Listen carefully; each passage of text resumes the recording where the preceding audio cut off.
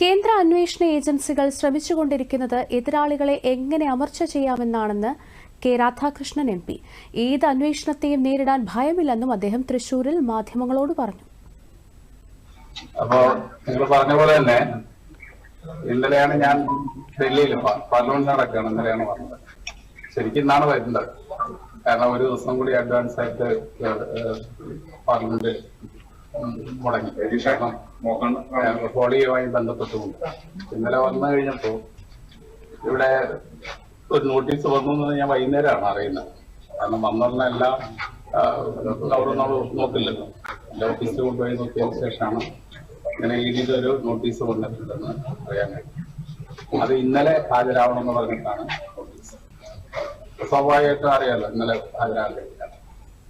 അതുമായി ബന്ധപ്പെട്ടുകൊണ്ട് ഇടിക്കപ്പം തന്നെ നമ്മള് ഇടി ഓഫീസിലേക്ക് വിവരം കൊടുത്തു. ഹാജരാവാൻ കഴിയില്ല, പാർലമെന്റ് കഴിയുന്നവരെ നമുക്ക് ഹാജരാവാൻ കഴിയില്ല പിന്നീട് കത്തും കൊടുത്തു. അതുമായി ബന്ധപ്പെട്ടുകൊണ്ട് പറയാം.